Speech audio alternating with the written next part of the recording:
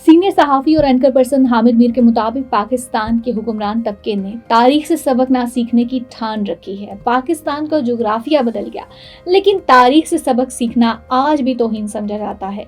जोग्राफिया बदलता है तो बदले, किसी ना किसी बड़े साहिब की अना मजरूह नहीं होनी चाहिए। जो लोग आज के अरबाब इख्तियार के बहुत करीब हैं, ये 10-15 साल के बाद बताएंगे कि इनके कौन कौन से साबका बॉस ने पाकिस्तान को क्या क्या नुकसान पहुंचाए।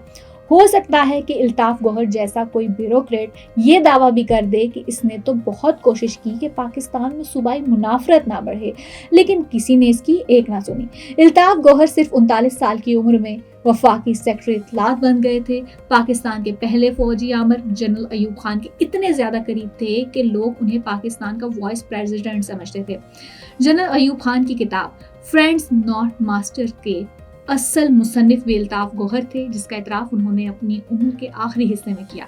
जब उन्होंने अपनी आप बीती लिखना शुरू की तो कैंसर का शिकार हो गए और आप बीती मुकम्मल ना कर सके, लेकिन उनकी अधूरी आप बीती गौहर गुज़श्त के नाम से शाया कर दी गई। ये किताब उनकी वफात के बाद शाया हुई। आजकल कम से कम 3 रिटायर्ड ब्यूरोक्रेट अपनी अपनी आप बीती लिख रहे हैं। एक साहिब जनरल मुशर्रफ के बहुत करीब थे, दूसरे 2 साहिबान नवाज शरीफ के बहुत करीब थे। उनमें से एक मोहतरम रिटायर्ड ब्यूरोक्रेट ने मुझे बताया कि उनकी किताब मुकम्मल हो चुकी है और उन्होंने सिर्फ माजी के हुक्मरानों की नहीं बल्कि अपनी गलतियों का भी एतराफ़ किया है।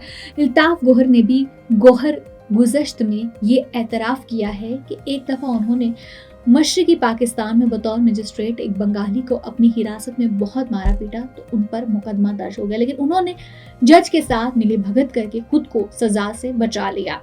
इल्ताफ गौहर ने अपने बॉस जनरल अयूब खान के बारे में जो इंकशाफात किए हैं वो नाकाबिले माफ़ी हैं और आज के पाकिस्तान को दरपेश मसाइल का पस मंज़र समझने में बहुत मदद देते हैं।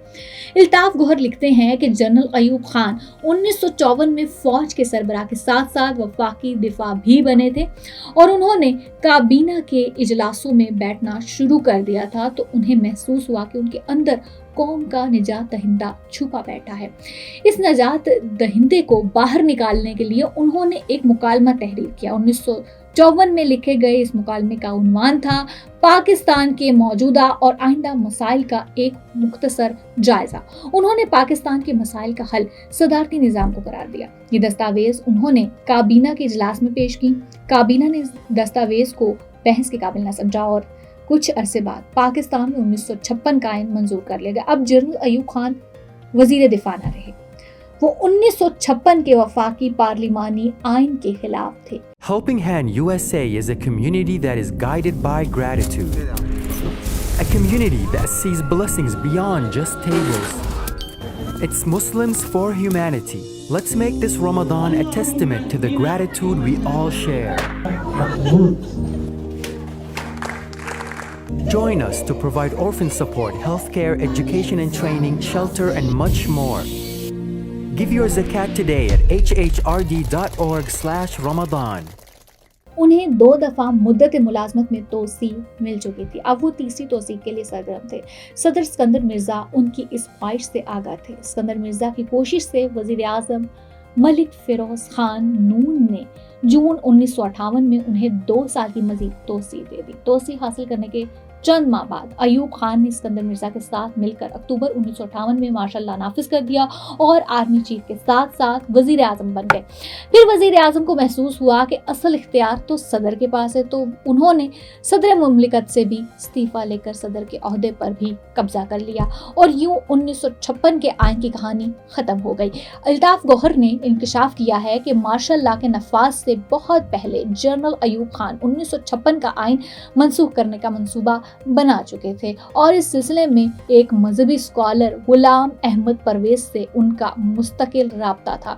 परवेज साहब ने जून 1957 में जनरल अयूब खान से कहा था कि वो इक़्तिदार संभाल लें क्योंकि 1956 के गैर इस्लामी आइन को मनसूख करना बहुत ज़रूरी है।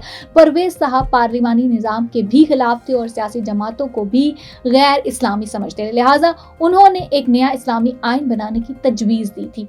जब मार्शल लॉ नाफिज हो गया तो 18 जून 1959 को परवेज साहब ने एक खत के जरिए जो है जनरल अयूब खान को याद दिलाया कि मुल्क को एक तरक्की पसंदाना इस्लामी आइन की ज़रूरत है। एक और साहिब पीर अली मोहम्मद राशिदी थे, वो फिलिपाइन में पाकिस्तान के सफ़ीर थे। उन्होंने 19 दिसंबर 1960 को अयूब खान के नाम खत में तजवीज़ दी कि वो मुल्क में बादशाहत नाफिज कर दें और अपनी बादशाहत का ऐलान कर दें। अयूब खान ने जमहूरियत, इस्लाम और बादशाहत को मिलाकर 1962 में जो है एक आइन तश्कील दिया और मुल्क में सदारती निज़ाम नाफिज कर दिया, जिसे उनके बंगाली वज़ीर कानून जस्टिस मोहम्मद इब्राहिम ने मुस्तरद कर दिया और मुस्ताफ़ी हो गए। अल्ताफ़ गौहर ने अपनी किताब में जगह जगह दावा किया है कि उन्होंने बहुत कोशिश की है कि जनरल अयूब खान और बंगाली अहले फ़िक्र दानिश को करीब लाया जाए ताकि मशरक़ी और मगरबी पाकिस्तान में दूरियां ख़त्म हों। वो जब भी किसी बंगाली सहाफ़ी या अदीब को अयूब खान से मिलवाते तो अयूब खान के बंगाली वज़ीर इन सहाफ़ियों और अदीबों के खिलाफ बोल के कान भरते। उन्हें डर लगा रहता कि अगर अयूब खान को कोई पढ़ा लिखा बंगाली पसंद आ गया तो उन बंगाली वज़ीरों की छुट्टी हो जाएगी जो खुशामद से उनके करीब आए थे। एक दफ़ा अल्ताफ़ गौहर ने अयूब खान को याद दिलाया कि आपने 1962 के आइन में ढाका को दूसरा दारुल खिलाफा बनाया, लेकिन वहाँ कोई वफाकी दफ्तर मुंतकिल नहीं किया गया। ये सुनकर अयूब खान बरहम हो गए और उन्होंने बड़ी बेजारी से कहा, यारा उन लोगों ने हमारा साथ नहीं दिया। मैंने दूसरा दारुल खिलाफा इसलिए बनवा दिया कि जब ये हमसे जुदा हों तो उनके पास कोई दफ्तर तो हो। जनरल अयूब खान ने कई सीनियर अफसरों को नज़रअंदाज करके जनरल यहिया को आर्मी चीफ बनाया और फिर इसी यहिया ने अपने बॉस से इस्तीफ़ा लेकर दोबारा मार्शल लॉ लगाया। अल्ताफ़ गौहर से वो तमाम सिविल एजाज़ात वापस ले लिए जो उन्होंने बॉस से कुर्बत के नतीजे में हासिल किए थे। फिर अल्ताफ़ गौहर सहाफ़ी और मुसन्निफ़ बन गए। नाज़रीन, आने वाले वक्त में अल्ताफ़ गौहर जैसे कई रिटायर्ड ब्यूरोक्रेट अपनी किताबों में आपको बताएंगे कि जनरल ज़ियाउल हक, जनरल परवेज़ मुशर्रफ, बेनज़ीर भुट्टो, नवाज शरीफ, इमरान खान और शहबाज शरीफ ने अपने अपने दौरे हुकूमत में क्या गलतियां की। सवाल ये है कि जब गलतियां हो रही होती हैं तो उस वक्त निशानदेही क्यों नहीं की जाती? क्या कोई हाजिर सर्विस ब्यूरोक्रेट ये बताना पसंद करेगा कि जब 8 फरवरी 2024 के इलेक्शन से चंद दिन कबल 6 नई नहरों के मुतनाज़े मंसूबे की तश्कील हुई तो किसी ने किसी सरकारी फाइल पर इस मंसूबे से पाकिस्तान की सलामती को पहुंचने वाले खतरात से आगाह किया या नहीं? नाज़रीन, प्रोग्राम हिडन ट्रूथ से फिर वक्त इतना ही। मज़ीद अपडेट्स के लिए देखते रहिए programme hidden truth. You came to this country for a brighter future for you and your loved ones. You've made it this far. Now it's time to become a citizen. With citizenship, you gain the right to vote, access to federal jobs, the ability to keep your family closer, and the freedom to travel with a U.S. passport. These are just a few of the benefits waiting for you when you become eligible. We're here to help you through the process with free resources and personalized guidance. Together, we can make it easier. Get started at becomeacitizentoday.com.